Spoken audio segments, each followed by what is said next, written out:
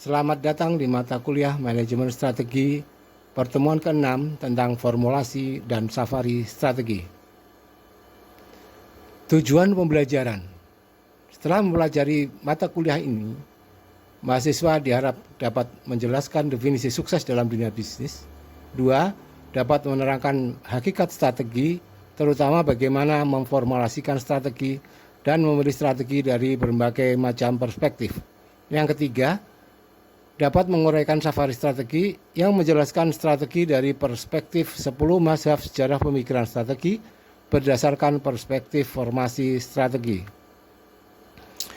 Definisi sukses. Vision of success adalah deskripsi tentang apa yang ingin dicapai oleh organisasi setelah organisasi tersebut mengimplementasikan strateginya dan mencapai potensi sepenuhnya.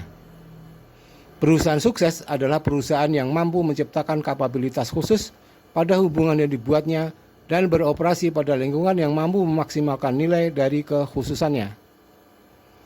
Formula sukses adalah A dikali B dikali C dan dikali D adalah 1.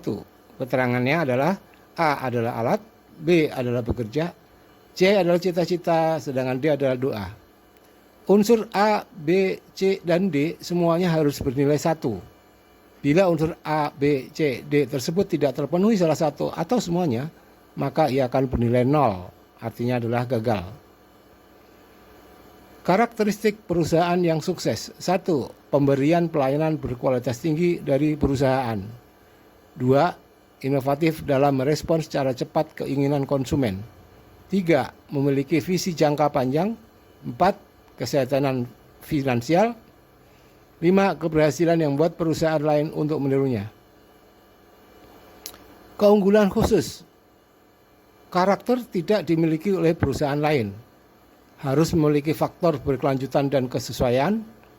Berkelanjutan artinya apabila dapat bertahan dalam waktu yang lama. Kesesuaian artinya apabila secara eksklusif mampu memberikan manfaat bagi perusahaan yang mempunyai keunggulan.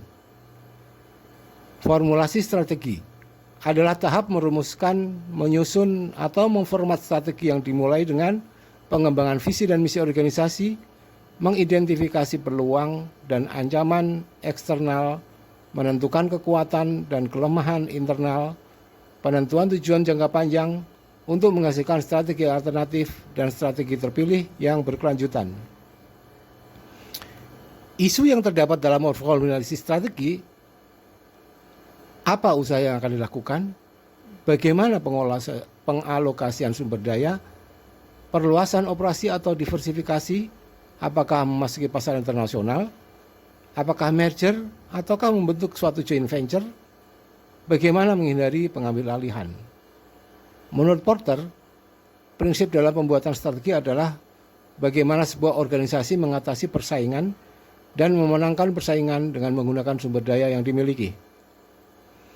Hal yang harus diperhatikan dalam pembuatan strategi adalah bagaimana organisasi mampu merumuskan sebuah visi, misi, dan tujuan yang jelas dan terukur, kemudian menghubungkan dengan kondisi existing yang dihadapi, yaitu lingkungan internal dan eksternal, menentukan sumber daya yang menjadi nilai keunggulan strategis organisasi, menciptakan strategi yang efektif dan efisien untuk mencapai tujuan.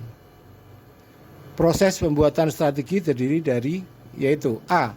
Penentuan visi dan misi organisasi, perumusan tujuan yang jelas dan terukur, identifikasi kondisi existing, penentuan sumber daya unggulan, pengembangan alternatif strategi, evaluasi dari tiap alternatif, penentuan pemilihan strategi terbaik.